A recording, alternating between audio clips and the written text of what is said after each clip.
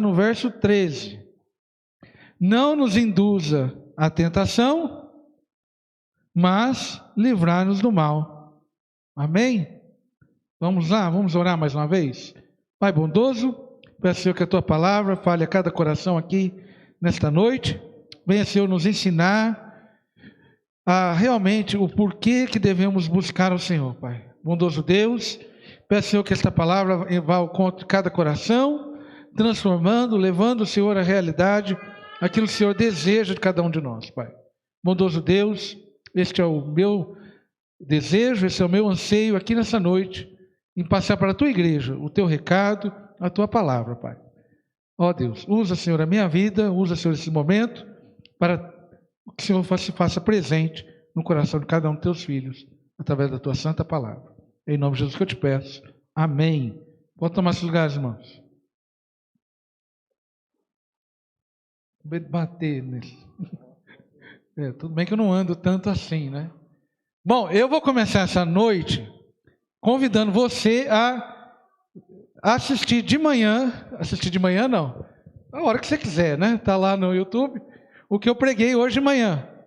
Então, não vou pregar tudo que eu preguei hoje de manhã, então, vá lá, tire um momento, assista, que você vai mais ou menos, vai entender melhor aonde eu estou querendo, de onde eu estou partindo aqui. Mas eu vou contar a mesma história que eu contei hoje de manhã. Então, para começar. Eu não sei você, mas eu sou uma pessoa muito distraída, certo? Aqui já teve live que eu já dei pontapé em cabo, né? Você lembra? Alguém lembra desse dia? Não? Caiu um monte de coisa. Pablo lembra, né? Então, eu sou uma pessoa muito desastrada e distraída. E eu acho que a maioria de nós já passou por situações que normalmente eu passo. Vamos dizer quais são. Às vezes você tem que ir do trabalho para casa, aí você faz todo o trajeto, sei lá como, de ônibus, de carro, de bicicleta. Você acabou de fazer o trajeto, daí quando você chega no fim do trajeto, você começa a ficar meio perturbado porque você não lembra como você chegou lá. Alguém já passou por isso? Então, mas como é que eu cheguei aqui? Como que aconteceu isso? O que eu quero dizer? Às vezes, na nossa vida, isso é bem comum, existem coisas que a gente já é tão familiar, é tão comum a nós, que a gente não presta muita atenção no caminho. Então, esse é um trecho da Bíblia, o Pai Nosso, que é um trecho que a gente às vezes passa por ele, de uma forma até batida. E a gente não presta muita atenção no que está ali, no que está proposto ali. E, na maioria das vezes, a impressão que sempre eu tive do Pai Nosso é um texto bonitinho, não é? É um texto para, como dizer, é um texto assim que ele não tem tanto confronto. Mas, na verdade, o Pai Nosso tem bastante confronto. O Pai Nosso, ele nos confronta muito, muito, muito mesmo. Ele já começa a confrontar aí, dizendo como que a gente não deve orar. Ele diz que a gente não deve orar em público, nas esquinas, para os outros verem. E às vezes a gente ora só para, vamos dizer assim, cumprir tabela, não é isso? Para os outros verem que nós estamos orando. Aí quando a gente faz isso, o próprio Jesus diz que a gente já recebeu a nossa recompensa. E ele manda a gente também, uma coisa interessante, ele manda a gente orar voltados para o Pai, e ele diz assim: o Pai já sabe o que você precisa, não é isso que a gente acabou de ler? Ele já conhece suas necessidades. Mas normalmente, não sei você, mas eu normalmente, ainda mais agora, gente, todo mundo doente, todo mundo acamado, a gente começa não focado em Deus. A gente começa focado nas nossas, o quê? Necessidades, na nossa lista. E daí Jesus vai falar uma outra coisa ali no preâmbulo, vamos dizer assim. Ele vai dizer que a gente tem que ir no lugar, no nosso quarto, fechar a porta, e lá no oculto, o Pai que está em oculto, vai falar com a gente em oculto, e vamos receber a nossa recompensa no oculto. Até essa semana é uma coisa que eu nunca tinha me tocado e eu me toquei essa semana. Lá antigamente, não era um esquema nosso assim, quarto, sala, cozinha, né? Não tinha cômodos. Lá antigamente, nessa época aqui, era um cômodo só. Então, talvez isso que Jesus está pedindo para eles, era uma impossibilidade em muitas casas, porque não tinha o quê? Não tinham vendido um quarto. Hoje tem, acho que todo mundo aqui tem quarto em casa. Mas a impossibilidade não é porque falta quarto. A impossibilidade é que falta tempo. Falta vontade. Falta disposição. E por que Jesus nos convida a entrar num lugar fechado? E a gente repara isso na própria vida dele. Quando ele tinha momentos de oração com o Pai, ele não fazia em público. Ele não fazia junto aos discípulos, lembra? Ele se retirava para orar. Ele se retirava para a oração. Por quê? Porque é fundamental. E é a primeira parte da nossa oração. Pai nosso que estás no céu, santificado seja o vosso nome. A primeira coisa da nossa oração é descobrir com quem a gente está falando. E para descobrir com quem a gente está falando, a gente tem que ter reservado um tempo de, vamos dizer assim, vamos usar uma frase atual, um tempo de qualidade ali. Entendeu? Porque às vezes não, na maioria das vezes a gente entra e sai da oração sem saber com quem que a gente está dizendo. Talvez a gente entre numa oração como se nós fôssemos Deus.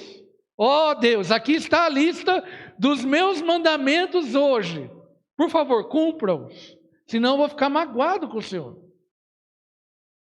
Eu estou sendo muito cruel? Não. Às vezes as nossas orações parecem isso. Mas a gente tem que lembrar que quando nós dobramos nosso joelho, nós estamos diante do Pai, Criador de todas as coisas.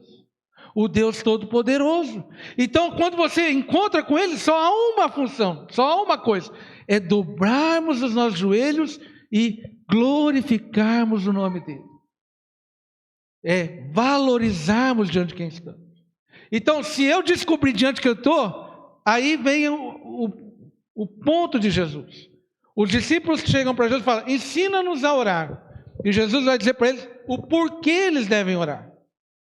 A razão, o propósito da oração é: venha o teu reino, seja feita a tua vontade, assim como na terra, assim como ela é no céu. Eu não sei você, mas de novo, quando a gente vai orar, a gente vai com as nossas vontades, os nossos interesses, os nossos desejos, não é isso? E se Ele cumprir assim a nossa parte, a gente lá no final a gente faz aquilo que Ele quer. Mas não é isso que Jesus ensinou. O que Jesus ensinou é: depois que você encontra com Deus, só há um caminho. É um caminho de entrega. É um caminho de entrega completa. De rendimento, de você se render-se ali. Vamos imaginar, você está lá num quarto fechado, sozinho, diante de Deus. Imagina, você está lá no seu quarto orando sozinho. Deus aparece diante de você, o que você faz? Você vai fazer o quê? Você vai se jogar no chão, não é isso? Se joga no chão com a cara no pó. Você pode fazer isso. Então é esse o ponto que Jesus está dizendo. Porque isso aqui, está vendo? Eu estou falando de uma hipótese, mas não é uma hipótese, isso aqui é uma realidade. Toda vez que você dobra o seu joelho para orar, Deus está presente. E se Ele está presente, a atitude do meu coração é rendição. Ponto. Porque quando eu me rendo à vontade dEle, quando eu realmente me entrego a Ele, aí o resto acontece na minha vida. Aí vamos lá para os pedidos. Dai-nos hoje o pão nosso de cada dia. Quer dizer, a provisão que vem sobre a nossa vida vem da mão de quem? Eu entreguei todos os meus cuidados a Deus. Entrega o teu caminho ao Senhor. A gente conhece isso aí, né? confia nele, e ele tudo fará. Mas difícil esse negócio de entregar. Mas eu entreguei. Se eu entreguei, quem que cuida da minha vida? Vamos lá, gente. Deus. Se Deus cuida da minha vida, eu preciso ficar ansioso? Sim ou não? Eu preciso ficar preocupado? Então por que você está ansioso, preocupado, tomando remédio? Porque talvez não fez a entrega. Porque talvez ainda está cuidando. Não tem. O convite de Jesus é claro. Larga tudo o que tem e segue-me. O problema nosso é que a gente quer levar as coisas do mundo e seguir a Jesus ao mesmo tempo. Vai chegar momentos da caminhada que a gente vai estar em certos meios de caminho que a gente vai ter que ou continuar a caminhada ou continuar agarrando as coisas. Aí ele vai falar para nós o seguinte: perdoai as nossas dívidas, assim como nós perdoamos nossos devedores. O que ele vai dizer para nós é, tudo é questão da entrega. Se eu não me entreguei o coração, eu não consigo ter uma vida de gratidão a Deus. Então quando alguém me pede para doar alguma coisa, para ofertar, eu falo, não, isso aqui vai faltar, isso aqui eu conquistei. Eu não consigo, eu fico travado. Se eu não me entreguei ainda, eu não consigo perdoar. Por quê? Porque eu vou ficar calculando. Será que o fulano merece? Será que ele já melhorou? Eu vou ficar calculando. Mas a oração diz assim: perdoai as nossas dívidas, assim como o quê? Nós perdoamos os nossos devedores. Hoje de manhã eu fiz uma pergunta. Quem que é aquele tipo de pessoa que manda os outros fazer uma coisa e não faz aquilo que manda os outros fazer? Qual que é o nome que a gente dá para esse tipo? Ele manda os outros fazer, mas ele mesmo não faz o que ele manda os outros fazer. O que é o nome disso aí? Vocês lembram?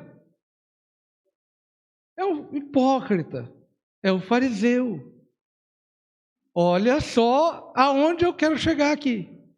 Se eu falo assim, perdoai as minhas dívidas, assim como eu perdoo aqueles que me têm ofendido, isso aqui é o teste de eu saber se eu sou hipócrita ou não.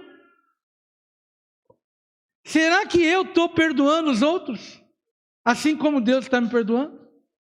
Ou será que eu estou sendo hipócrita diante de Deus? Estão entendendo como o Pai Nosso é um desafio? Estão entendendo como o Pai Nosso não é tão cordeirinho assim? Ele vai desafiar a gente. Mas ele vai desafiar você para a maturidade, para você crescer espiritualmente. Por que você pode perdoar? Porque Deus já te perdoou. Por exemplo, às vezes a gente fica nessa de perdoar. Eu gosto de dar esse exemplo, porque isso fica na nossa cabeça. Não, se ele vier lá da porta, ajoelhado, lambendo o chão, eu vou pensar se eu devo perdoar ele ou não. Não é assim que a gente faz? A gente fica esperando uma ocasião, fica esperando o que Deus está fazendo lá na vida dele. Será que ele mudou mesmo? Será que ele realmente entendeu o que ele fez para mim? Aí a gente fica esperando isso. E em vez de começar a enxergar aquilo que Deus já está fazendo dentro de nós, em vez de começar a enxergar aquilo que Deus já fez por nós e faz por nós, porque Deus não exigiu que nenhum de nós aqui dentro viesse lambendo o chão lá da porta até aqui para perdoar a gente. A palavra de Deus diz que Ele morreu por nós, sendo nós ainda o quê? Pecadores.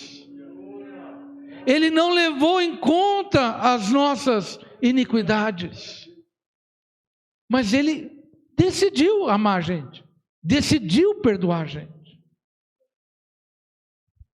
Então quando eu realmente entro na oração, santificado seja o seu nome, eu não quero a minha vontade, não quero os meus desejos, não quero os meus interesses, eu quero viver para a vontade de Deus, interesse de Deus, desejo de Deus. Agora vamos lá perguntar para você. O desejo de Deus é que você fique preso. Não. O desejo de Deus é que você perdoe. Ou estou falando coisa errada? Se você vive agora por causa da vontade de Deus, desejo de Deus, interesse de Deus, Ele quer que você perdoe.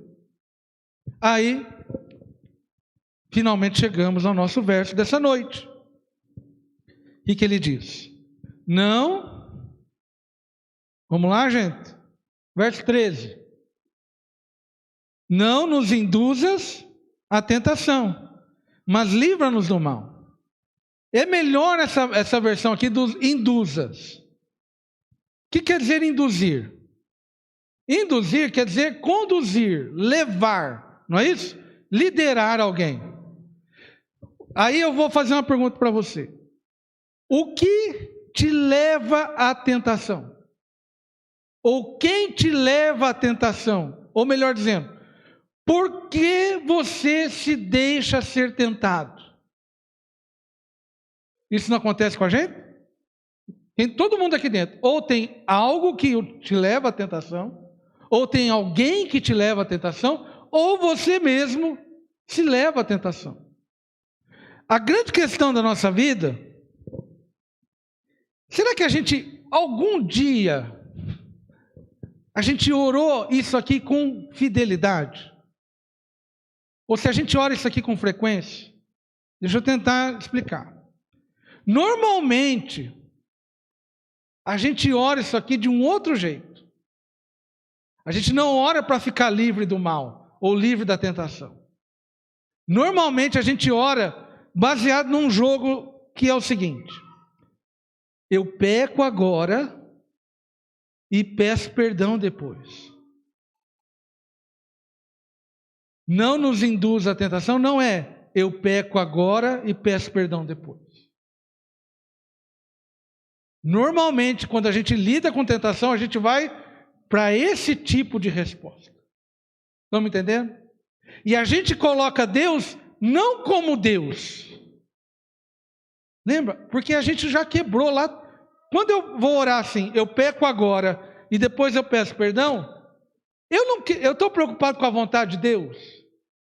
Eu estou preocupado com os interesses de Deus? Eu estou preocupado com o reino de Deus? Não. Eu estou preocupado com o meu reino, meus interesses, minha vontade. Deus para mim é que nem álcool e gel. É só para limpar a minha consciência. Porque às vezes, olha como a gente é mal. E a gente só é mal. Conseguiu colocar a frase? A gente só é mal quando a gente encara de verdade a tentação. O Lewis, deixa eu ver se... Ele coloca, vamos lá. Ele diz assim, ó: você descobre a força de um vento tentando caminhar contra ele e não se deitando no chão. Um homem que cede ante a tentação depois de 5 minutos, simplesmente não sabe o que teria acontecido se tivesse esperado 1 hora. Esta é a razão pela qual as pessoas ruins, de certa forma, sabem muito pouco sobre a sua maldade. Elas viveram uma vida abrigada por estarem sempre cedendo. Nós nunca descobrimos a força do impulso mal dentro de nós, até que nós tentamos lutar contra ele. E Cristo, porque ele foi o único homem que nunca se rendeu à tentação, também é o único homem que conheceu completamente o que é a tentação. O que a tentação significa? O único realista no sentido total da palavra. O que isso quer dizer? Que normalmente a gente chega ao ponto, olha o que a gente faz, vê se isso não é uma verdade. A gente mesmo faz a tentação, planeja o mal, e a gente mesmo entra no mal, e depois vai para Deus e fala: livra-nos do mal. A gente tem essa capacidade. A gente faz todo o planejamento, toda a direção, não é isso? E lá depois, está tudo azeitado, a gente já criou a tentação, organizou a tentação, participou da tentação, e ainda tem desculpa a palavra, a cara de pau de falar para Deus: livra-nos do mal. Então, Ficar livre da tentação não é peco agora e peço perdão depois. Não pode ser isso. Porque Deus não é isso. Deus não é isso. Deus não é alguém que está ali só para limpar a sua consciência. Deus está aqui para transformar a sua vida, para mudar a sua vida, para mudar os desejos do seu coração. Eu não oro para ficar mais bonitinho, para ficar mais cheirosinho, para ficar parecendo que estou bom. Eu oro para que seja transformada a minha vida naquilo que Deus queira, naquilo que Deus quer. Hoje eu estava lendo uma frase do Lloyd Jones que ele fala assim: o próprio pecado faz em nós uma cegueira do pecado. E a gente fica inventando um monte de desculpa, um monte de erro. Mas, de novo, no fundo, o que nos leva à tentação, o que nos leva a cair, são duas coisas. É um desejo por proteção e um desejo por gratificação. A gente fica procurando nas coisas proteção, não é isso? Então, por exemplo, avareza. Eu quero acumular um monte de dinheiro, porque daí eu acho que eu vou estar protegido com um monte de dinheiro que eu tenho. Aí eu caio na onde? Avareza. Pecados sexuais, ou pecados de vícios, é a autossatisfação. Eu vou encher para ficar satisfeito com isso. Então, você pode ver, todo pecado vai exigir mais, e sempre ele vai dar o quê? Menos, menos e menos. E no final, se você começar a olhar para a sua vida, você vai começar a enxergar assim, você vai ver uma certa organização da sua agenda para você pecar. Quando é que nós vamos estar sozinhos? Vamos estar sozinhos aqui, vamos estar sozinhos ali, né? Então, o sozinho que deveria ser o momento de você entrar no quarto e encontrar com o pai que está escuro, na verdade você vai usar o sozinho para quê? Para pecar, para errar. E você começa a ver que seu dinheiro vai para isso, seu tempo vai para isso, tudo vai para isso. E aquilo que parecia ser uma liberdade, e aquilo que parecia ser algo bom, na verdade virou uma prisão na sua vida. E você tem que viver uma vida de mentira, você tem que viver uma vida de engano, você tem que viver uma vida acobertando. É isso que Deus quer para a gente? É isso que Deus quer para a sua vida? Está vendo? O mundo fala que isso é liberdade, mas na verdade isso é prisão. Porque a proteção de verdade que você precisa, você só tem no seu Pai que conhece as suas necessidades. A satisfação de verdade que você precisa, você só tem no seu Pai que conhece as suas necessidades. Então, meus irmãos e minhas irmãs, como é que a gente vence isso? Como é que a gente cai fora disso? Vamos lá para Hebreus 4.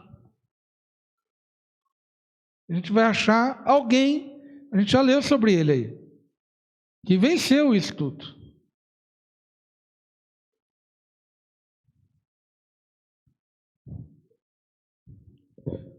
Hebreus 4, do 15 ao 16. Semana passada eu falei na ceia, não sei se vocês lembram, que uma coisa é acreditar, lembra que eu falei? Eu acredito, e outra coisa é ter fé. Fé implica ação. Só acreditar, por exemplo, se eu só acredito em Deus, essa conversa toda sobre tentação, sobre pecado, isso importa? Não importa, Deus não vai exigir nada de mim, é só acreditar, tá bom demais. Mas se eu quero seguir a Jesus, se eu quero realmente ser um seguidor de Jesus, aqui importa. Se eu quero realmente ter fé em Jesus, comunhão, relacionamento. E por que eu posso ter tudo isso? Vamos lá, verso 14, Hebreus 4, 14 diz assim: visto que temos um grande sumo sacerdote. Lembra-se? Sacerdote é aquele que faz a ligação do homem com quem? Com Deus. Ele faz a ponte. Qual que é o nome dele? Jesus, Filho de Deus. E ele fez o quê? Que penetrou nos céus. Então ele vai dizer: retenhamos firmemente a nossa confissão. Por quê? Porque eu não tenho um sumo sacerdote, ele vai dizer, que não possa compadecer-se das nossas fraquezas. O que quer dizer isso? Jesus em tudo, não só lá com o diabo no deserto, mas em tudo, ele foi tentado. Por exemplo, um dia eu li uma coisa interessante. Jesus convida cada um de nós a seguir ele, não é isso? Então, por exemplo, se hoje você está pisando num terreno minado, vamos dizer assim, você está pisando num lugar escuro, num lugar talvez você acha, meu Deus, aonde que Deus me enfiou? Eu vou dizer para você, Deus já pisou antes naquele lugar. Deus já andou antes naquele lugar. Então você não precisa ficar com medo, porque Ele já andou por aquele lugar. Estão me entendendo? Se eu estou seguindo alguém já foi na minha frente. Então essa é a confiança. Em tudo foi tentado, mas sem pecado. Aonde está a força para você vencer essa tentação? Cheguemos, pois, com confiança ao trono da graça, para que possamos alcançar o quê? Misericórdia e achar graça, a fim do quê? De sermos ajudados no momento oportuno. Quer dizer, em tempo oportuno. Então o que o escritor dos Hebreus está dizendo? É o seguinte: olha para Jesus, vá conversar com Ele, entrega o seu coração lá na oração, não é isso? Ele já passou por onde você está passando, Ele já venceu aonde você está passando. Então se você jogar o seu coração nele, você vai encontrar nele misericórdia. Quer dizer, ele vai, vamos meu filho, vamos que vai passar, segura aí, resiste aí que vai lá. E ele vai te dar o que também? A graça de vencer isso. Vocês estão me entendendo? Ele vai te dar tanto a motivação quanto o escape. E quando vai ser isso? Vai ser só depois da tentação? Vai ser antes? Não. No tempo oportuno. No momento da tentação. Só que qual é a desgraça nossa? A desgraça nossa é que quando chega a tentação, se a gente mesmo não provocou ela, a gente não corre para Jesus. A gente não cede, a gente cede, na verdade. Então, em nome de Jesus, meus irmãos, em nome de Jesus, vamos crescer espiritualmente? Vamos crescer de maneira madura na fé? Lembre-se, na hora da tentação, na hora que você for tentado, você lembra, eu tenho Jesus. Ele não foi embora, Ele está aqui. Eu estou errando, eu estou vendo que eu estou errando, eu estou vendo que eu estou planejando a coisa errada, mas eu tenho Jesus. Ele tem graça, Ele tem misericórdia, e Ele pode me fazer vencer isso. Não é você, eu vou dizer de novo, você não vence a tentação. Basta olhar para o meu caso, vou contar uma piadinha para você ficar mais light. Basta olhar para o tamanho da minha barriga, não vence a tentação, certo? Não vence. Mas, se a nossa confiança, se o nosso amor, o que é o contrário de tentação? O que é o contrário de tentação? O contrário de tentação não é força de vontade. O contrário de tentação não é empenho. Porque se fosse empenho, força de vontade, capacidade, a glória era nossa. Mas o contrário de tentação é amor. É amor. Por que amor? Porque quanto mais você desfruta do amor de Deus, quanto mais você está lá, olha, Pai amoroso, santificado seja o teu nome, seja feita a tua vontade, venha o teu reino na minha vida, sabe? quando você está apaixonado por Jesus, quando fazer a vontade de Jesus é tudo na sua vida, quando seguir a Jesus é a sua meta de vida, a tentação pode vir sobre você, mas ela não vai te derrubar, ela não vai te vencer, porque o teu coração já está em outro ponto. O teu coração já está em Deus. A palavra de Deus diz que a nossa vida agora está oculta em Jesus Cristo. Então, é como se você fosse aqui, né? Paulo fala, Colossenses, que a minha vida agora está oculta em Cristo. Então, é você, aí você coloca você dentro de Cristo. Então, quando vem o mal sobre a sua vida, aonde está você? O mal não vai bater em você diretamente. O mal vai ter que bater em quem antes? Em Cristo, porque você está escondido nele, você agora é propriedade dele. Então, viva dessa maneira, viva desse modo. Para encerrar, o Pai Nosso não nos promete uma vida melhor, eu disse isso de manhã, mas Ele nos faz viver a vida de uma maneira melhor. Ele nos faz melhor para a vida. Se você está na vida cristã, deixa eu fazer essa pergunta para você, e você passar essa semana com essa pergunta.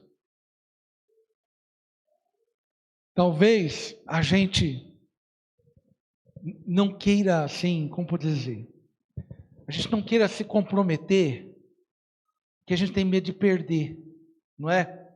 Ah, não vou abrir mão disso, não vou abrir mão desse pecado, desse outro.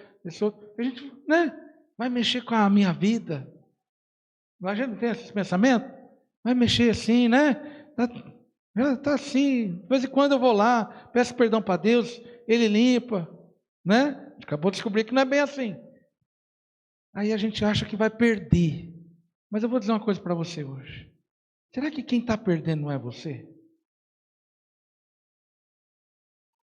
Será que realmente todo esse dinheiro que você gasta com esse vício, todo esse tempo que você gasta com isso, quantas pessoas que você já feriu, quantas pessoas que você já se afastou, quantas pessoas você já brigou, quem será que está tendo prejuízo mesmo? Será que não é você que está tendo prejuízo? E acha que está tendo lucro? Porque o diabo é enganador, gente. O diabo, às vezes, a gente entende que está certo, vê que está certo, mas a gente, como diz lá Tiago diz assim que quando a palavra de Deus fala com a gente não pode ser como um homem que se olha no espelho e vê que não está, as coisas estão tudo desalinhadas e sai de casa do mesmo jeito.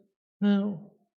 Ele fala que assim é aquele que ouve a palavra de Deus, mas não coloca o que ela quê? Em prática. Jesus, na mesma linha, fala assim, que aquele que ouve as minhas palavras e não pratica, vocês lembram? É semelhante àquele homem que construiu a sua casa sobre a areia. E daí veio a tempestade e derrubou aquela casa. Quantas pessoas se perderam no meio do caminho? Por quê? Porque ficaram com medo de ter prejuízo, ficaram com medo de mudar. Mas eu vou dizer para você, o verdadeiro lucro, vamos dizer assim, a verdadeira vida, você só vai encontrar quando você responder aquele chamado de Jesus. Qualquer um que quiser ganhar a sua própria vida, perdê-la-á. Mas todo aquele que perder a sua vida por amor ao meu nome, achá-la. O que Deus está querendo de você hoje? O que, quem ou quando é que você se leva à tentação? O que Deus precisa mudar na sua vida hoje? Então, vamos orar? Meu convite a você é o seguinte: essa semana, se você puder, não planeje a sua solidão para errar de novo. Solidão acompanhada, desacompanhada, né? Mas planeje a sua solidão para encontrar com Deus. para levar o seu coração a Deus, as suas necessidades a Deus, como a Bianca falou, as suas aflições, o seu fardo. Nós precisamos amadurecer como cristãos. Precisamos amadurecer como cristãos, sendo generosos, sendo perdoadores, sendo homens santos, mulheres santas. Não para ser melhor do que os outros. Não. Porque essa é a vontade de Deus, irmãos. Esse é o propósito de Deus para a sua vida. E Deus quer... Está vendo como que o Pai Nosso não é tão molezinho assim? Ele é confronto. Ele é confronto. É oração de gente grande. É oração de adulto. É oração de gente madura. Vamos orar, vamos ficar de pé.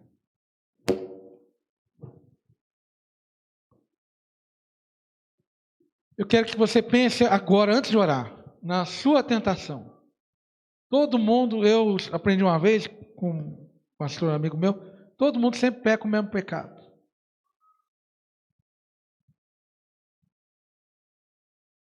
Então, será que pela primeira vez na vida, você vai ter coragem de dizer assim, Deus, não me deixe pecar isso de novo? Talvez você já orou para Deus, olha a coisa maluca da nossa cabeça. Deixa eu fazer mais uma vez, Deus. Mas nessa noite eu quero que você ore, não me deixe mais fazer isso. Livra a minha vida disso. Oremos. Pai bondoso, em nome santo de Jesus, Pai, a Tua palavra foi pregada aqui, Pai.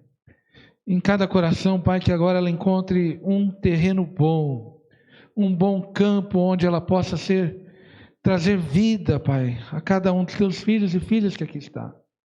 Pai bondoso, o Senhor é Deus Todo-Poderoso, Criador dos céus e da terra. O Senhor é o Pai que é o único que é digno de ser glorificado. O Senhor é o Pai Todo-Poderoso que sabe as nossas necessidades, sabe aquilo que vamos falar quando ainda nem chegou à nossa boca, Pai. Bondoso Deus, o Senhor conhece a cada um de nós. O Senhor nos conhece de um modo tão íntimo, tão profundo, que sabe também quantos fios de cabelo nós temos, qual é a nossa altura, quais são os nossos dias, quais são os nossos anseios, dificuldades e projetos. Pai bondoso, nós pedimos, Senhor, que não seja mais a nossa vontade, que não seja mais os nossos interesses, que não seja mais como nós queremos, mas que seja sobre a nossa vida a Tua vontade. Que seja sobre a nossa vida, de maneira concreta, palpável, os Seus interesses. Ó Deus, transforma, Senhor, os desejos do nosso coração. Que não sejam mais desejos por autoproteção, autogratificação, mas que o desejo do nosso coração seja o Seu desejo. A Tua palavra diz que o Teu Espírito colocaria corações de carne em nós. Ó Deus, muda, Senhor, os nossos desejos. Pai bondoso, eu peço, Senhor, que o Senhor nos dá no hoje o pão de cada dia, a nossa provisão. Ó Deus, não deixa, Senhor, nosso coração achar que o que temos foi a nossa força, foi a nossa mão, porque isso vai nos levar ou à soberba ou à avareza. E o Senhor não se agrada da avareza, muito menos da soberba. Esse não é o desejo do seu coração. O desejo do seu coração é que nós sejamos dependentes do Senhor. Como um filho depende do seu pai, o Senhor tem cuidado de nós, o Senhor tem guardado a nossa vida. Nós estamos aqui para adorar ao Senhor, porque nos mínimos detalhes o Senhor tem cuidado de cada um de nós. Ó Deus, dá-nos, Senhor, um coração grato por isso. Não nos deixa, Senhor, avarentos, não nos deixa, Senhor, murmuradores, gananciosos. Ó Deus, mas nos deixa contentamento, nos deixa, Senhor, com a gratidão de que o Senhor cuida de nós. Pai bondoso, que cada um de nós também, o Senhor já nos tem perdoado, e que nós possamos estender esse perdão àqueles que nos têm ofendido, como também que nós tenhamos humildade de pedir perdão para aqueles que nós ofendemos, Pai. Pai bondoso, não nos deixa, Senhor, sermos hipócritas, exigir do Senhor algo que nós mesmos não fazemos. Então, Pai, nos ajuda a perdoar como o Senhor tem nos perdoado. Pai bondoso, por último, eu quero orar sobre aquilo que falamos hoje. Ó Deus, não nos induz à tentação, não nos deixa a gente mesmo, talvez planejar o mal sobre a nossa vida, ou situações onde a gente se vê no momento de tentação, no momento de prova. Mas, Senhor, nestes momentos, que o Senhor venha nos livrar do mal, que o Senhor venha estender sobre nós, como a gente leu aqui, a sua graça, a sua misericórdia, e assim a gente alcança o escape, a saída da tentação. Pai bondoso, nós fazemos essa oração, nós fazemos esse pedido ao Senhor de coração, de honestidade, de sinceridade, porque Teu é o reino, Tua é a glória, para todo sempre na nossa vida. Amém, Senhor. Que a graça de